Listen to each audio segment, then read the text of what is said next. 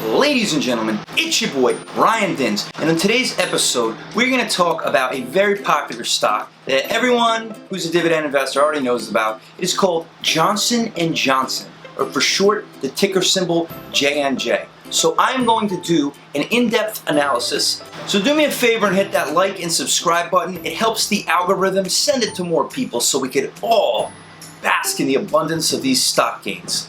Let's go.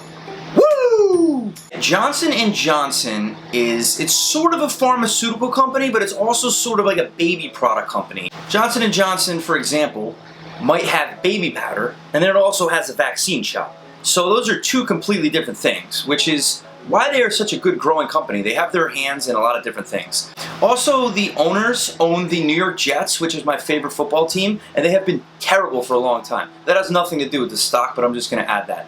Johnson & Johnson, it has a dividend yield of about 2.5%. It's very low. I like to be around the 4 to 5% range on average. However, the reason that their dividend is so low is because it keeps growing so quickly. They're a dividend king, which means they have been raising their dividends for over 50 years, which is phenomenal. There's not that many dividend kings. There's kind of a lot of dividend aristocrats, which means they've been raising their dividends consistently for 25 years, but dividend kings, there's very few of them. And when I was analyzing dividend kings and which ones are the best long-term options, almost every site that I checked had Johnson & Johnson near the top. I've seen sites where it had a dividend safety score of 99. Any other site that didn't have it at 99 had it at least an A or at least 90. That basically means that you can expect them to raise their dividends every year. Now here's the beautiful thing. I say that the dividend is 2.5% right now, but that's the yield if you buy it right now. If you bought it 10 years ago, you might be getting over 5% yield on when you bought it. Because when your dividends grow each year, you're no longer getting the yield that you paid for. Your yield is increasing. Because let's say you bought the stock at 80 and you had a 5% dividend yield. Next thing you know, it's at 160.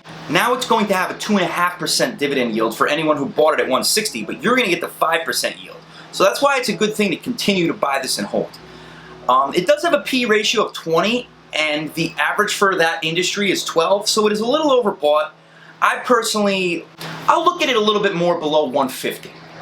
Maybe even 155, but where it's at right now is a little bit too much. I'm hoping it just drops a little bit so I can buy it. But overall, it's stable, it's long-term. I do, full disclosure, own some of it. I don't own a ton of it because, like I said, I thought it's overbought. But I'm really waiting for an opportunity to buy a lot of this if it can drop a little bit. And I do believe we're going to have a stock market crash or correction soon. It is way, way, way overbought. So maybe if it can dip down to 150, it'll give us a great opportunity. But overall, it is one of the safest, least risky dividend stocks there are.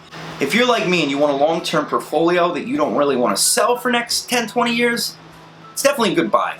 I don't see them going anywhere. Anytime a new opportunity like the vaccine comes up, guess who's first in line on it? Johnson & Johnson. They're pretty much everywhere. You can't go into a CVS or a Walgreens without seeing them. So for that reason, I consider it a hold right now, but a buy in the very near future if the price does dip a little. Overall, I'm not selling any. I'm not buying any right now, but I'm looking. All right, that's it. Make sure you hit that like and subscribe button, and I'll see you next week. Woo!